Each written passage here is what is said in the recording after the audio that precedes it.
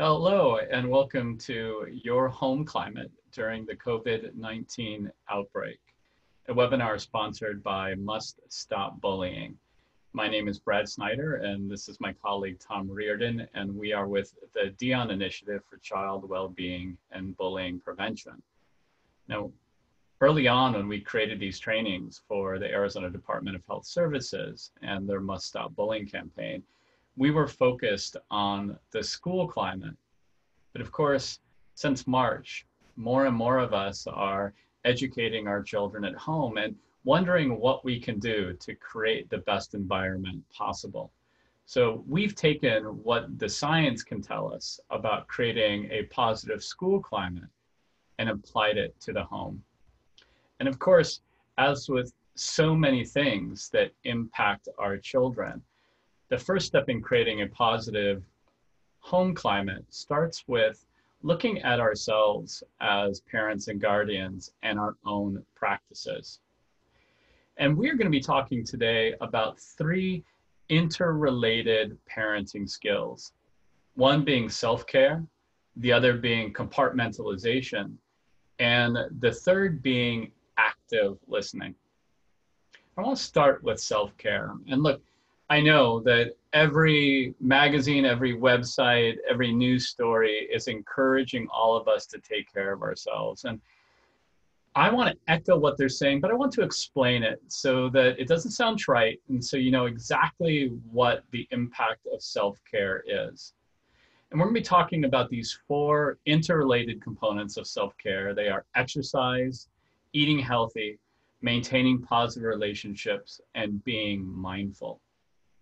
And the reason why we need to emphasize this self-care is because in periods of great stress, we can react on a very physical level, and a level that actually robs us of some of our executive functioning.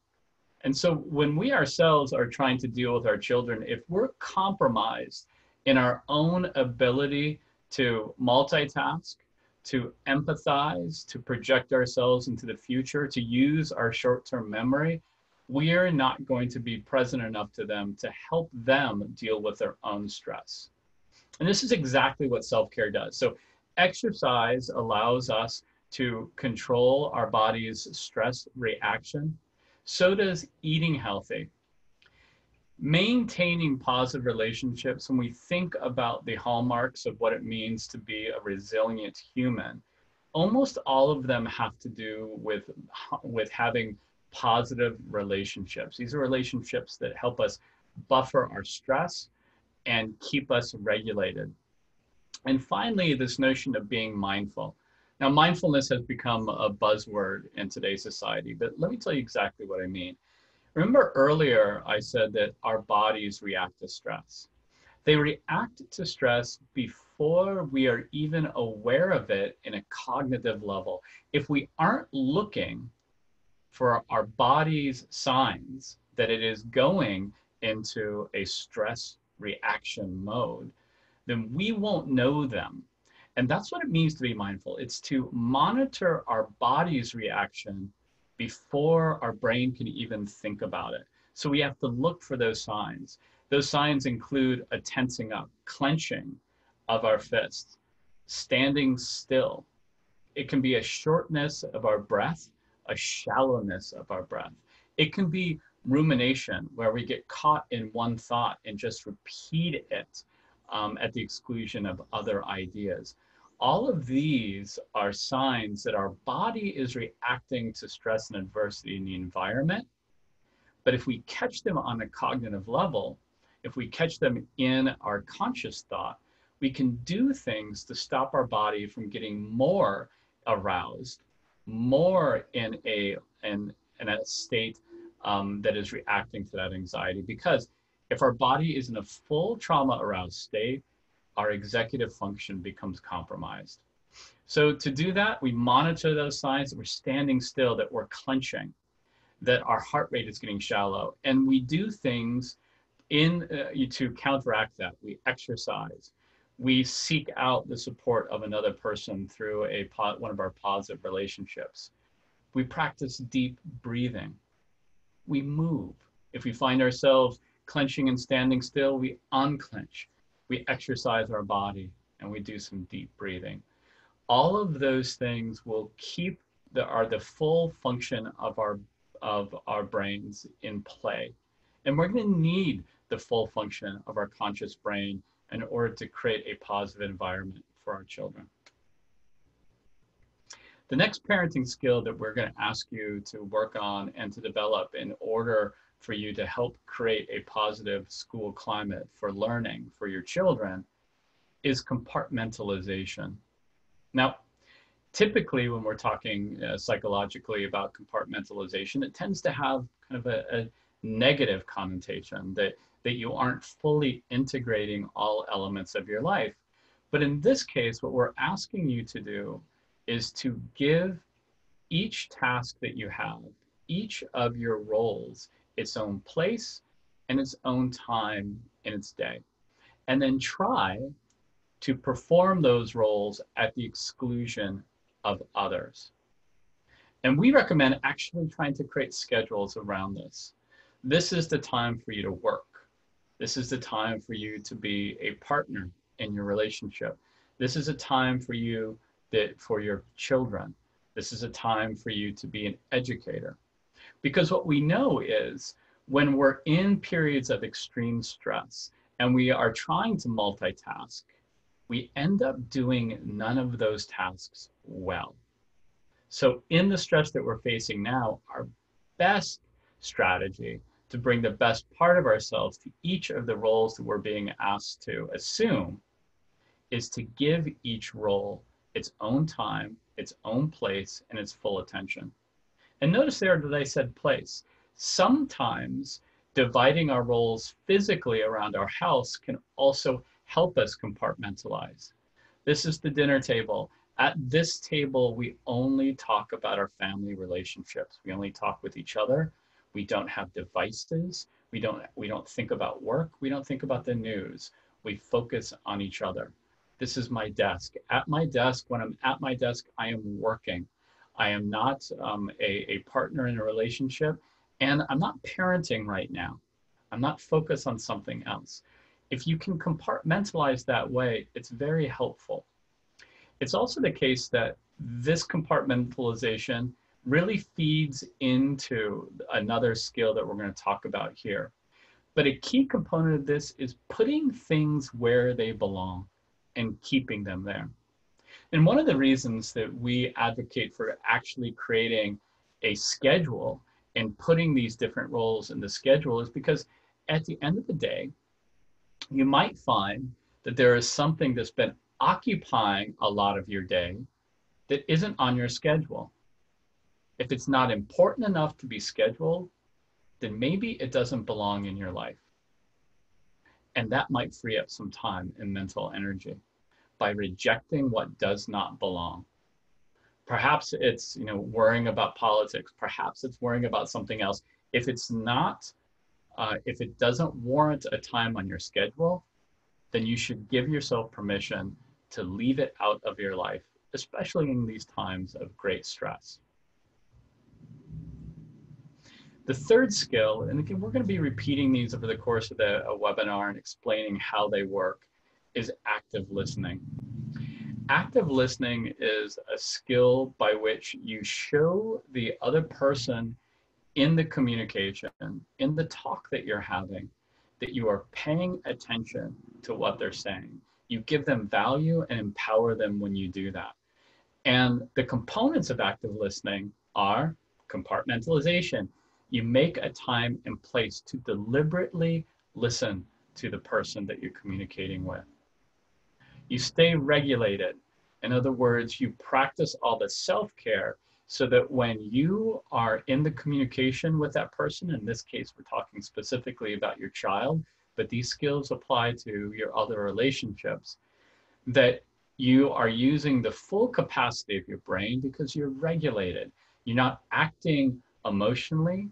You're not reacting to what they have to say. Reacting is a reflex. You are responding by thinking carefully and considering and using all of your mental skills to do that. A simple trick to do to keep yourself in that active listening mode is to restate what the person is saying to you. I hear you just said this to me. Just restate it back to them. It keeps you listening to what they say, because you obviously have to hear what they've said in order to restate it. And it shows the person that you're communicating with that you were paying attention. When you're in an active listening situation with children, it's often a good idea to help them label emotions. You know, understanding and labeling our own emotions is the first step to gaining social and emotional intelligence. And children have a difficult time. They are, for the first time, discovering emotions, especially if they're young children. So helping them label those emotions. Boy, you know, you just told me this, and it sounds like you feel confused about that. Is that how you feel? Those kind of restatement and then labeling can help your children be regulated. And finally, a good skill to practice when you're active listening is validating the other person's communication, thanking them for sharing, telling them how important it is to you that they are able to share and communicate with you. So those 5 different things: the compartmentalization, the self-care leading to this regulation, the restating, the labeling of the emotions, as well as the validating, all of those will create positive communication experiences for your children that will help keep them regulated and help them maintain all of the mental capacities that they need to be good learners and to avoid the toxic stress that we are all at risk of during this period. So those are those 3 interrelated parenting skills that we're asking you to practice and develop and to bring to bear when creating your own home climate. And now we're going to talk about what we mean by home climate. So the home climate for learning has kind of its own kind of 4 distinct elements that we're going to be talking about today. And the first of those is safety. You know, just as it's impossible to learn in a school where you do not feel physically safe from outside dangers, but also physically safe from your fellow students, from your peers, it's impossible to learn in a home where you do not feel safe. So the first thing you do is teaching that mindfulness to your children so that they can regulate their own fear response and keep it in check. The second thing that we're recommending that all parents do and guardians do in creating a positive home environment for learning is asserting your home's safety. You know, these can feel like very uncertain and insecure times, but have you told your children everything that you've done to ensure their safety? Because if you haven't asserted it, if you haven't told them about it, they may be reacting to other cues that you've given or even the news and may believe things about your home's safety that aren't true. May believe things about your employment, about your reserves, about your own food scarcity that don't match the truth, but things that they have heard in the news or even that they've inferred from your behavior. So again, assert your safety, communicate it to them, listen to their concerns. And when you're listening to their concerns, you're actively listening. You're inviting them to talk about what their concerns about their safety are. And when you're talking to them about your home safety, you're setting aside a time and a place. You're devoting all of your attention to it. You're self-regulated, right? And you are practicing all of those active listening techniques so that your child feels heard. Because oftentimes, and I'm sure that you can relate to this, our concerns are irrational, but we might not realize that until we state them out loud. So giving your children a time and place to do that, to voice their concerns, will go far to helping them feel safe. And finally, we need you to promote safe internet practices. We actually have an entire webinar devoted to cyberbullying, and it deserves its own webinar. But just in this time that we have today, recognize that your children are spending way more time with screens than you or us have ever anticipated. Do they know what safe internet practices are? Have you told them? Have you written out? Have you posted what is allowed to be shared? What is not allowed to be shared? What sorts of behaviors are expected of them when they're online? How they're expected to treat others? And what they should look out for when others are interacting with them. These should all be reflected in your relationships, which we're going to talk about in a second. But unless you've explicitly talked to your children about safe internet practices, how do they know them? This isn't a period to assume that they know something, that they should know better. And this time in our history is a time to be explicit about how we want people to be and behave. Relationships. This is the second key component of a strong home environment for learning. It's also, it maps directly to what we know about positive school climates. A positive school climate for learning is one where staff interact with each other and interact with students, and students interact with each other in a way that is respectful and positive. In our own homes, our children are only going to have positive relationship skills if we model them for them. We have to show them as parents and caregivers what it means to have a positive relationship and be in a positive relationship. So we're going to be using those skills that we talked about. We are going to be giving relationships the time and place that they deserve. We are going to say that our relationship with our partners is worth its own time and place during the day. We are going to show that our relationships with our children are worth their own time and place during the day. But we're also going to talk about relationships. We're going to specifically address how we're talking to each other, how we're treating each other, and how we feel as we're talking to each other and interacting with each other. And when we find gaps, we are going to help develop relationship skills in our children. And that might mean teaching them active listening so that when they are interacting with us, that we know that they hear us just like we want them to know that we hear them. And we're going to maybe even develop scenarios. And what if this happens? How would you feel if? Those scenarios and role playing can go far to teaching relationship skills. And by the way, when you're role playing relationship skills with your children, you've shown them that you've made a time and place for your relationship with them. There are great resources that you can access that teach relationship skills. And Tom now is going to talk specifically about what we mean when we talk about a healthy relationship.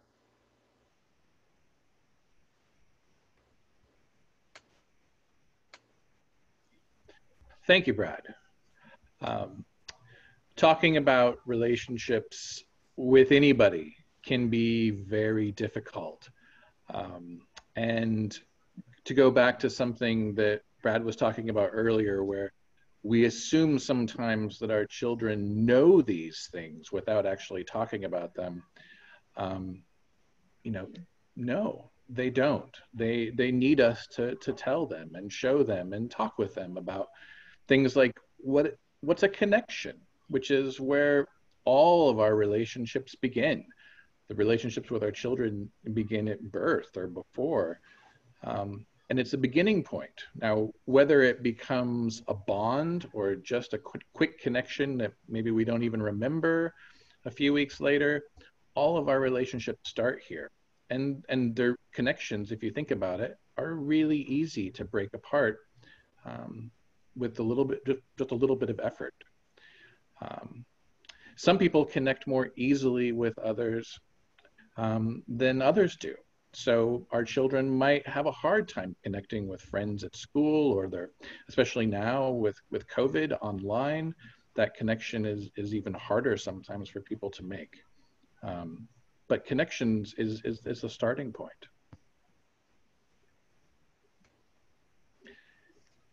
Equally important is our communication. And as Brad's been talking about, how we communicate with our children and how we model communication for our children is very important in how they learn how to communicate. If you break communication down into its simplest kind of terms, I like to think of it as it's listening plus talking equals understanding. Which is the goal of communication. And we all need to be understood. It feels good to know that someone understands us. So in order to do that, though, we have to listen to people. And in order for people to understand us, we have to tell them things. The way that we tell them things is also just as important as what we tell them sometimes. Our tone of voice, the words that we choose, they play a huge role in how we are heard and how we are understood. The way that we talk to people impacts things like trust, for example, and feeling comfortable and safe with someone. You have to communicate with people to build trust. For a lot of us, trust doesn't just magically happen. It's that connection being built into a bond. It's also, trust is one of the most common words, just as respect is, that we use in English. So if you think about how many times you hear somebody say, trust me, or, if I'm being honest, I have to tell you. Well, that's part of building trust, is being honest. And it also makes us feel good. Now, respect is another word that's thrown around quite a bit, and especially in schools, and I know for me as a parent, I talk with my children about showing respect and feeling the need to get respect all the time. Respect is letting people know that we value them and we value their opinions and their beliefs, their feelings, even if they're not the same ones that we have. That's a huge part of respect. And I always go back to the golden rule as well. Treat people the way you want to be treated. If you want respect, you have to give respect. And that's sometimes something that we have to talk about with people. Now, the last thing on our list here is agency. And in our situation here, agency is that ability to be in control of our lives and to feel confident in our decision making and our choices when it comes to interacting with other people.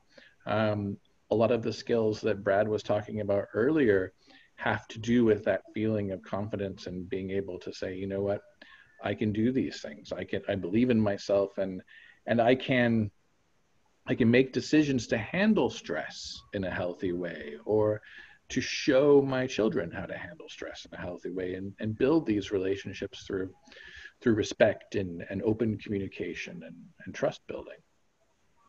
So it's a hard one. Thank you, Tom. So in addition to establishing, strong, positive relationships, one of the 4 pillars of a positive school climate, and what we argue is one of the 4 pillars of a positive home climate for learning, are those educational practices. And this might be some of the simplest things that you can implement here. But again, we want you to go back to that skill of compartmentalization.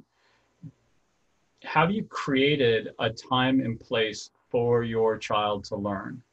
Do they know where to sit when they learn? Again, sometimes having a place devoted to that activity really can help us focus on it. Is there a place that they always go when it's time for their school webinars? And have you established what that time is and what that place is? Because if you can, it's going to help them get into that learning mode. And make sure that that place has everything they need, because if you're in that learning mode, you don't want to leave it just to get a pen or a pencil and encounter all those distractions that might be between that learning place and where the pen is, or where the paper is, or where the school book is. So just as you want to stock a classroom with everything that is needed for the students to learn, you want the space in your home where your child goes for their schooling to have everything that they need, the books that they're reading, the reference materials that they have, so that they don't leave that mode. One of the things, though, that is really has the potential to really get lost in the distance learning environment is the different types of learning that all of us want to bring to bear in a different subject. You know, right now, the most online education really is only rewarding a couple of types of learning: auditory learning, maybe a little visual learning. But keep in mind, all of us, there's a lot of mythology out there about learning styles, but the science of it is pretty clear, which is we all want to use a lot of different styles to learn any topic. And depending on where we are mentally and what that topic is that's being presented to us, we're all kinesthetic learners, we're all auto learners, we're all tactile learners, really depending on the subject and when and where we are when we're learning. And this type of learning, these webinars, they don't afford opportunities to learn a topic in different ways. And that's where it's incumbent on us as home educators to provide those different opportunities to experience a topic. So we have to be the ones that extend that classroom for our kids. We have to be the ones that when they're watching a video about a scientific principle, we're the ones who need to give them an opportunity to experience that principle in person, through experiments that we set up at home, through activities that we create. And I know it's an additional burden on us, but our children need it. They need those ways to touch, feel, smell some of the things that they are learning. And they're not getting it in these webinars, so it's up to us to do it. And as we've talked about before, all that, the making the time and the place and the stocking the place is all about removing distractions so our children can focus. The final of the four pillars of a positive school climate, which we are applying to the home climate for learning, is creating a connected and supportive environment. The best schools bring in resources from the community. They bring in parents, they bring in business owners, they bring in outside presenters, they bring in all of these different things and connect the school with the larger world. They provide opportunities for real life experiences.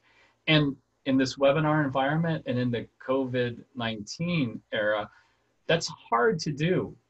But our schools aren't doing it, or at least many of them aren't. So it's up to us to kind of create that. And so what we need to do is apply those lessons that they're learning in the classroom to real world situations. And that's extending that classroom, bringing it out of the screen and into the rest of our home. We can do this in fun ways. This doesn't have to be a burden. For example, if your children are learning multiplication, you can play Yahtzee with them and use the game to reinforce those math skills. Heck, Yahtzee can also be used to teach algebra by getting kids to predict what scores they have to get in order to reach different thresholds.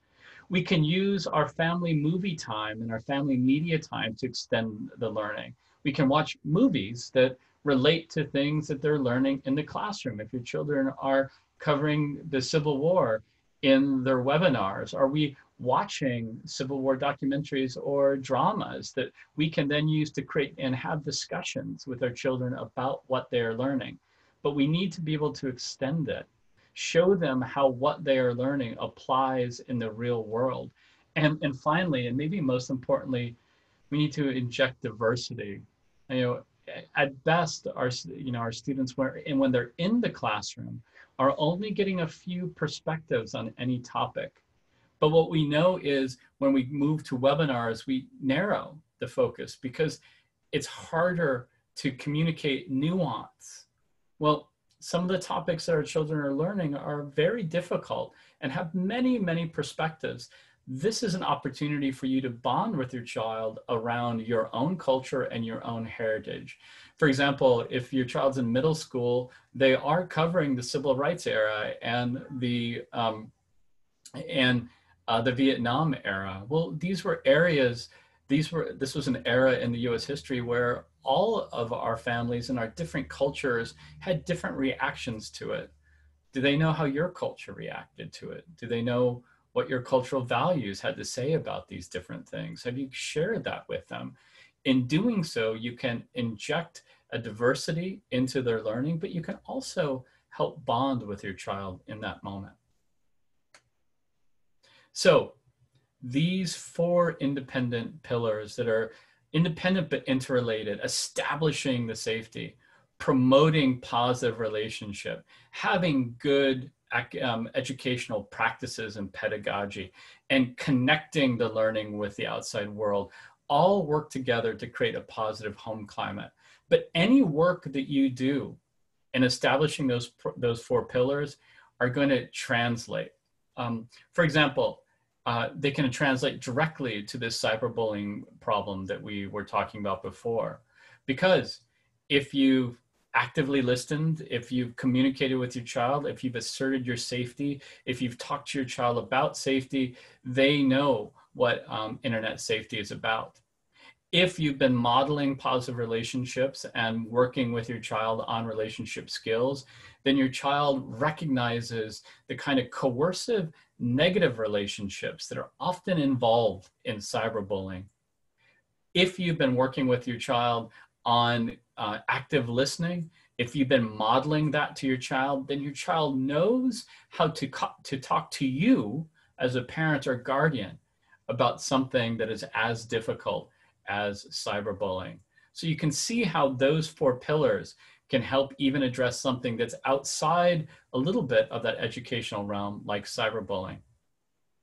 By the way, because this is sponsored by Must Stop Bullying, we want you to know also that if your child is experiencing cyberbullying in this era of increased screen time, if the incidents of cyberbullying involve threats of violence, if the incidents of cyberbullying depict crimes, or if they ever involve sexual content, that should be reported to the law enforcement officials. And those four pillars, if you really look to strengthen those four pillars of safety, relationship, pedagogy, or strong educational practices, and connectivity, then when your child does return to school, you will see that those four pillars translate directly because they are the four pillars of a positive school climate. Your child's school should be aware of them, and through the work that you've done to create those four pillars in your own home, hopefully you can bring that knowledge and experience to your school and help your school create those four pillars in the school. And even if it's not welcome, we're encouraging you to take your knowledge and experience in creating those four pillars at home and helping your school establish those four pillars at school. They are the exact same four pillars: establishing safety for all the students, promoting positive relationships between the faculty, between faculty and students, and between students, having a learning environment that's free of distractions and that has all the materials that are needed to address the topic and that afford opportunities for different learning styles, and having a connective and supportive administration that brings in resources from the community, that brings in parents and involves all of you in the learning. And they do this in bullying prevention as well, by the way.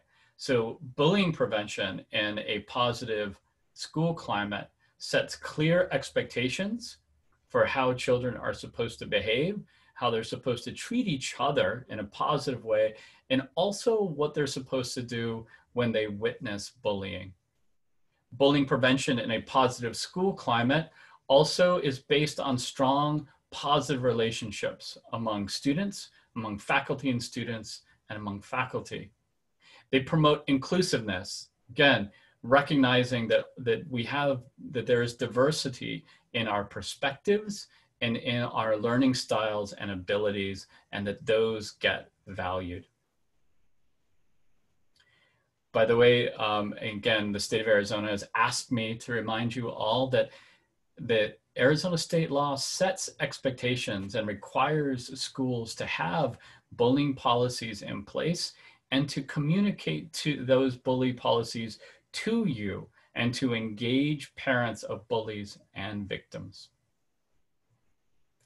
You know, that's a lot to take in a webinar, but we wanted to give you that overview in hopes that you can use this information to create a better home climate for learning during this COVID-19.